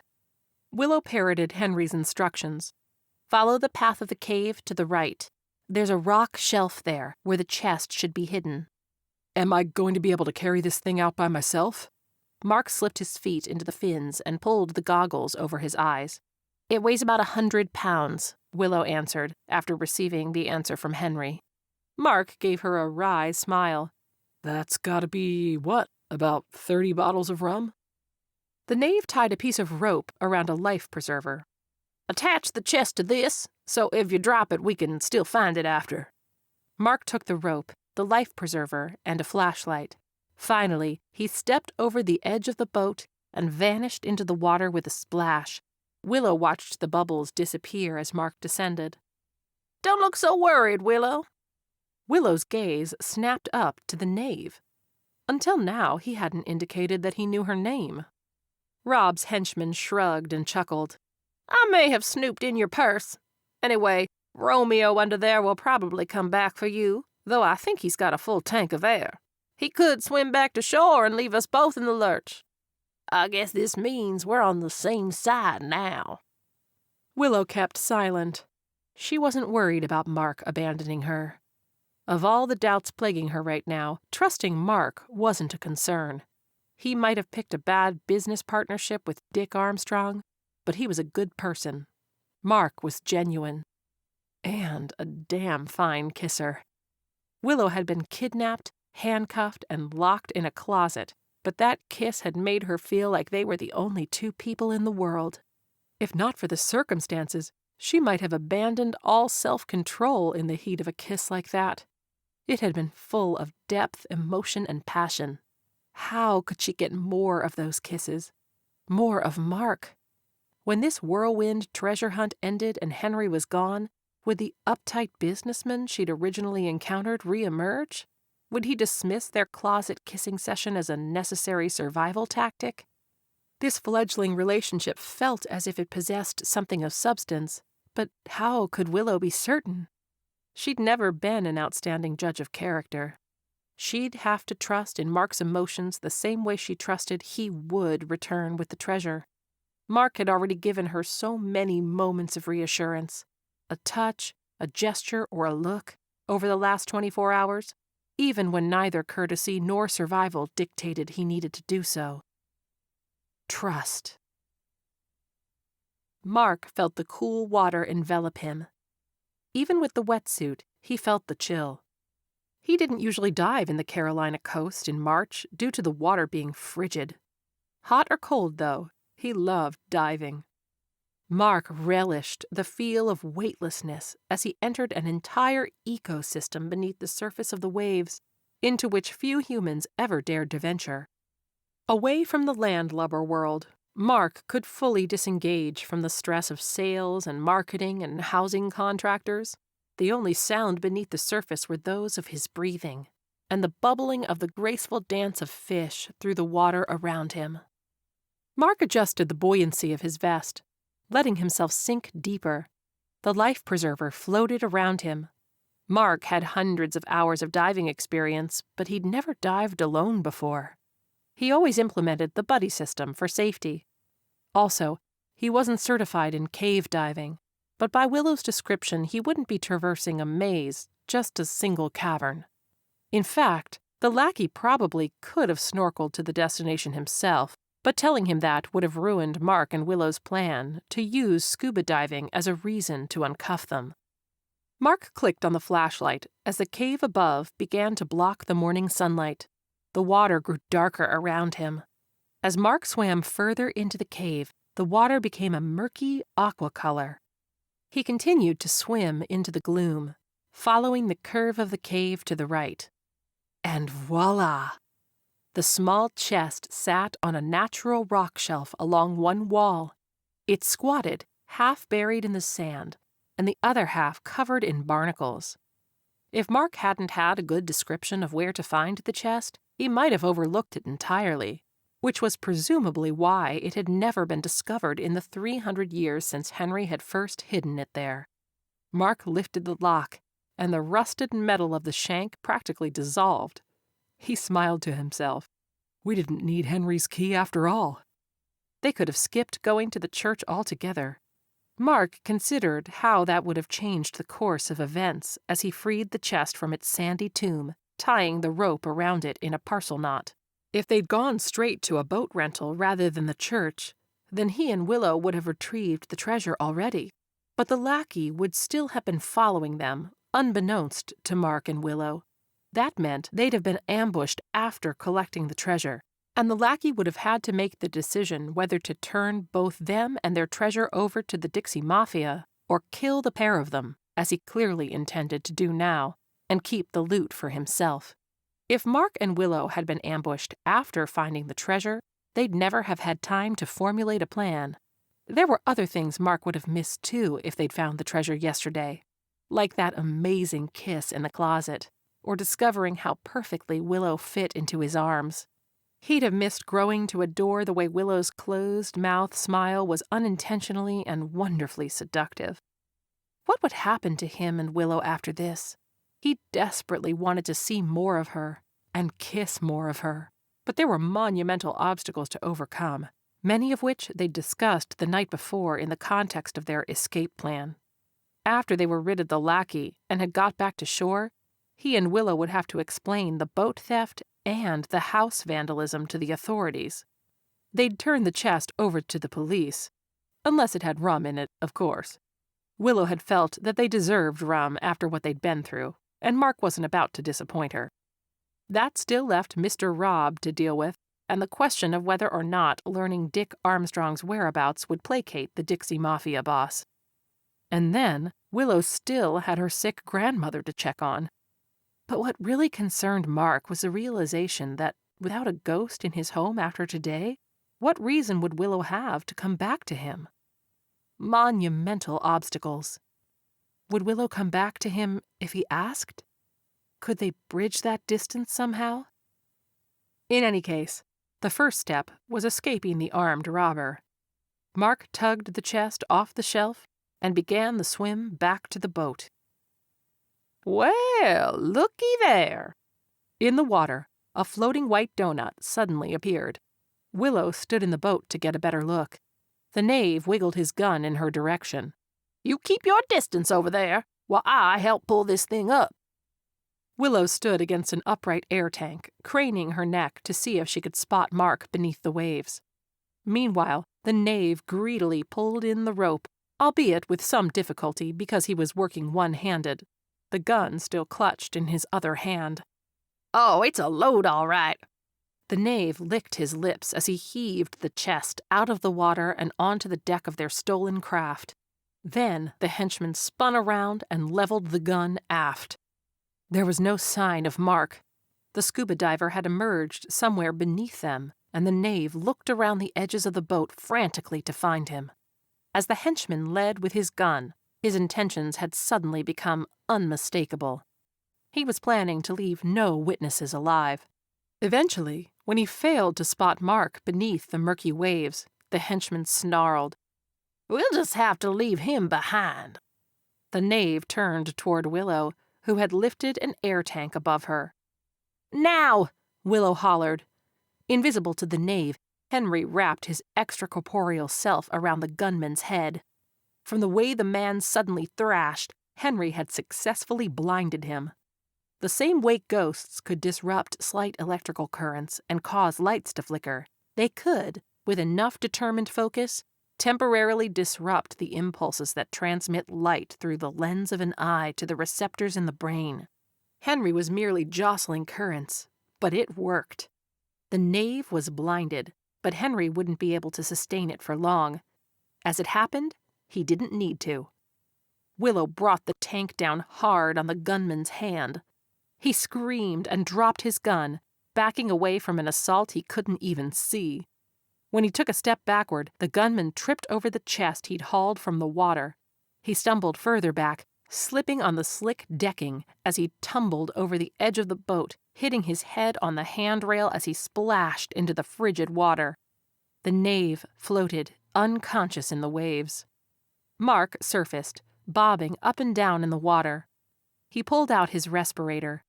Kudos to the ghost whisperer and the pirate. I didn't even need to pull him under.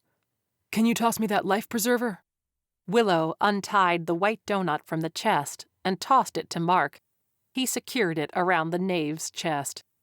Mark then removed his flippers and climbed back aboard the boat. He was still on the ladder with the tank on his back when Willow bent down and helped pull him up into the boat. As she pulled, Willow slid on the slick surface beneath her, dragging Mark crashing down on top of her. Lying on her back, she looked up at the handsome diver above her. She reached up and met him halfway for a lingering kiss. Cold ocean water dripped from his wetsuit onto her, but Willow was too enthralled by the sensation of Mark's lips on hers to care. She heard a large sigh. "If you don't mind terribly, might we attend to my unopened chest?" Willow pulled away from Mark. "What's wrong?" Mark asked. "Henry would like to see his treasure." Mark kissed her again. "Tell him he's waited 300 years already. He can wait 3 more minutes." Willow chuckled and kissed Mark back.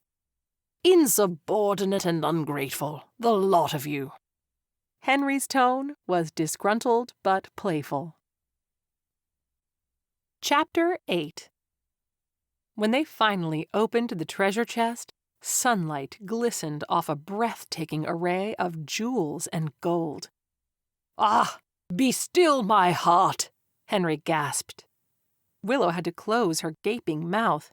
"I know we can't keep it, but I wish we could at least take a picture of it." Darn, her phone was probably dead in the trunk of Mark's car where the knave had left it. "Wow." Mark rubbed his jaw. "What do you mean you can't keep it?" Henry demanded. "This isn't the Goonies. We don't get to keep the buried treasure we find, Henry." "What's a Goonie?" Never mind. The point is, people don't get to keep discoveries like this. The world isn't finders keepers anymore. "Why ever not?" Mark cranked the boat and turned it back toward the Carolina coast. "It might be over 300 years old, but someone will lay claim to it. I once read that divers found $500 million worth of Spanish gold, and they didn't get any of it. The Spanish government laid claim and won it all in court." "Well, that's atrocious," Henry complained. When they neared the shoreline, Willow saw the police vehicles off in the distance.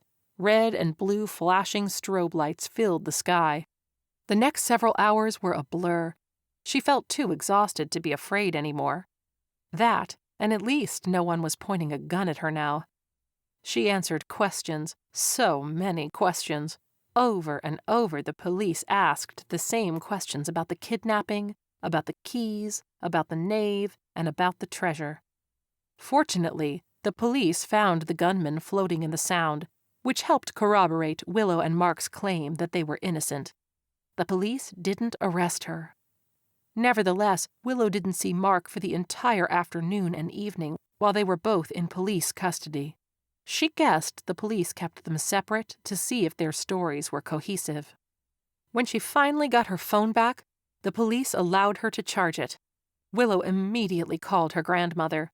She answered the phone and reassured Willow she was fine. Erica had checked on her several times and expressed worry about Willow's whereabouts. Her grandmother had told Erica she suspected Willow was helping a ghost somewhere. Willow then had a police escort back to her car, which was still parked at Mark's house. By the time she reached his home, night had fallen and darkness had shrouded the house. Mark wasn't back yet. Although feeling wrung out to dry, she opted to drive back home rather than wait for Mark. She wasn't sure where their relationship even stood now that their adventure was over. At last, Willow reached her small apartment in Raleigh and climbed into a hot shower. "What about my treasure?" Henry demanded from the other side of the shower curtain. Willow screamed in shock, temporarily covering herself with the curtain out of embarrassment at the intrusion. She slowed her pounding heart when she reassured herself that it was a ghost intruding on her. Willow returned to the blissful deluge, scrubbing her hair and washing her body, reveling in the warmth of the powerful water.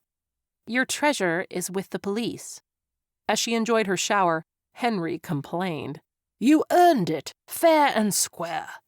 Willow turned off the water and towel-dried behind the curtain. "No one earns that type of money in a day." "Well, it's my treasure, stolen fair and square. I'm bequeathing it to you." Willow stepped out of the shower with the towel wrapped around her. She began brushing her hair. "I appreciate the sentiment. Unfortunately, authorities won't let me have it based on an unsubstantiated claim that the ghost of its last owner has given it to me." She decided to change the subject. "Are you Going to move on now? While Willow enjoyed the spirit's company, the natural order of life and death dictated he needed to fully cross into the spirit world now that his business here was concluded. How can I possibly find peace in the afterlife if the person who helped me find my treasure has no claim to it? I cannot go, and I'll not be satisfied until you have your treasure. Willow smiled. Our definitions of the treasure I found are different. He arched an eyebrow at her. You're referring to Mr. Stryker. I am. You don't want my treasure? Oh, I'd love to have it. I am sure Mark will take it to court and try. But I think that Windfall is a pipe dream. If all I get out of this 24-hour roller coaster is Mark Stryker, though, then I'm a rich woman. Henry waved a ghostly hand at her. Well, I can't be part of such frivolous talk. I'll let you rest. I'm off to check on Mr. Stryker's condition. Willow parked her car and walked the block to the restaurant where her new client wanted to meet. Most people preferred to discuss their ghosts in less public places, but this one requested an Italian restaurant in Raleigh. Willow wasn't going to turn down an expensible meal, and since everything had been arranged by email, she didn't mind a public meeting. The last week had been hectic, getting her grandmother to and from doctor's visits, seeing Erica and explaining the kidnapping and the treasure hunt, and then there was the work needed to meet deadlines for all her freelance writing. All of this work, however, didn't keep her from thinking about Mark. Willow wanted to call, but she couldn't bear the thought of some awkward brush-off happening. She'd rather have her fantasy than face the potentially crushing disappointment. After all, Mark hadn't called her, but in that regard, she suspected he had his hands full with Mr. Robb, the haunted house, and trying to lay claim to the treasure. Willow pulled the door to the restaurant open and walked into the warmth.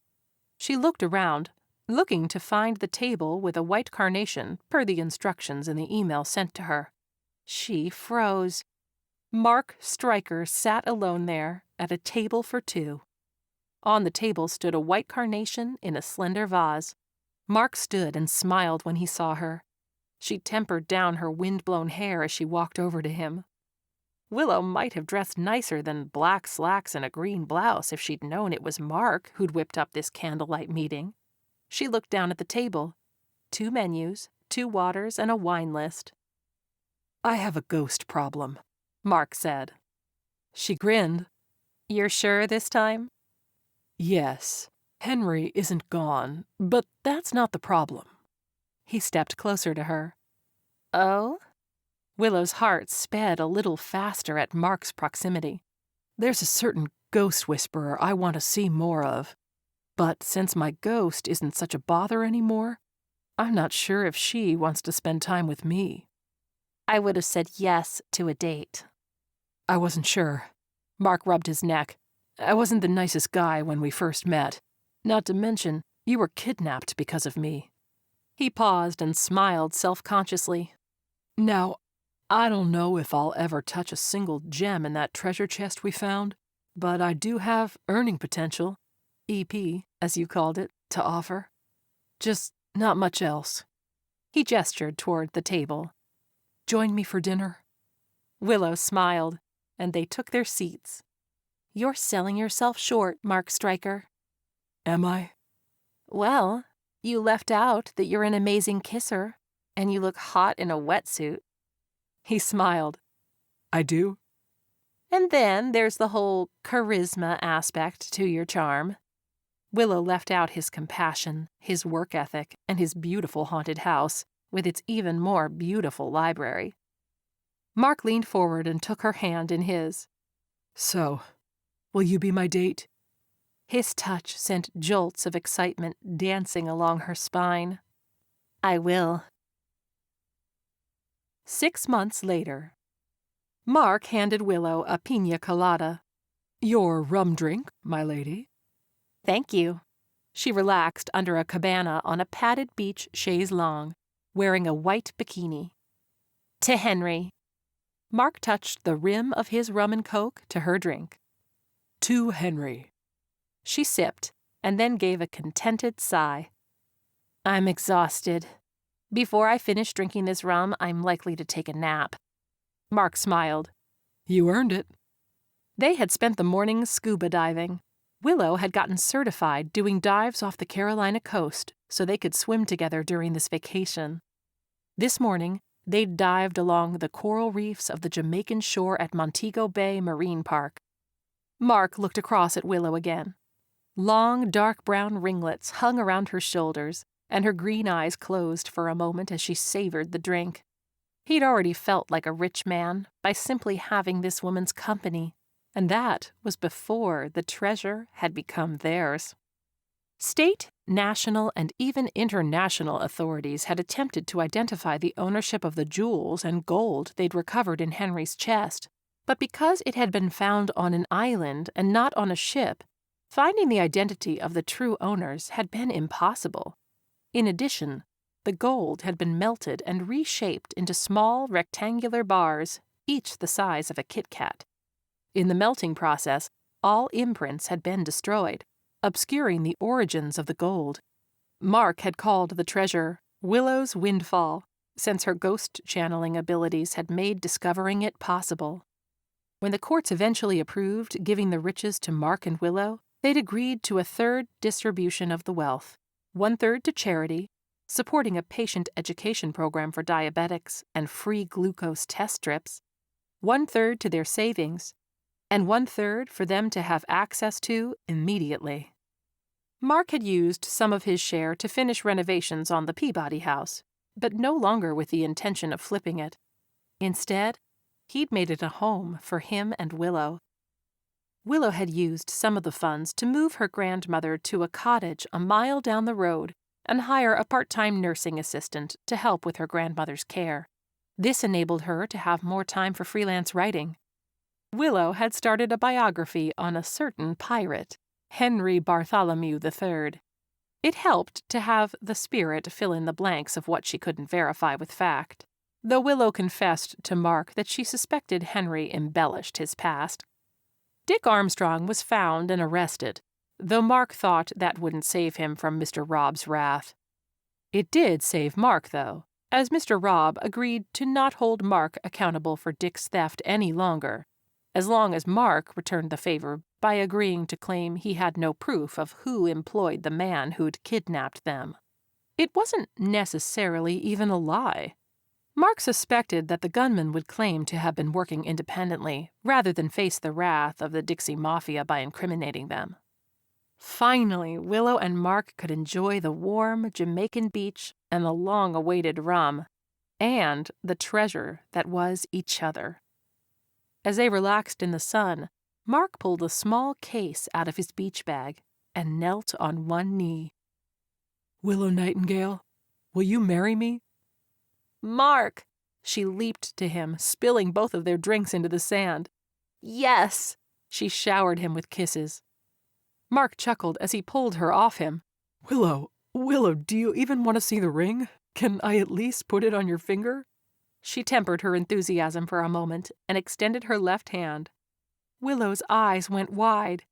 Is that one of Henry's stones? It is. Mark watched the emerald on the ring as it was illuminated by the light of the Caribbean sun. He'd chosen the green stone specifically for its representation of peace and balance, and for the fact that it matched the color of Willow's eyes. It's gorgeous. Okay, and now we can resume the kissing part. Willow stared off to the side and behind him, before giving a sad smile.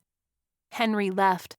He said he has his treasure, and now I have my treasure, so he can finally rest in peace. She wrapped her arms around Mark's neck. You're my Windfall, Mark. It's always been you. He squeezed her tight against him. I love you, Willow. The end.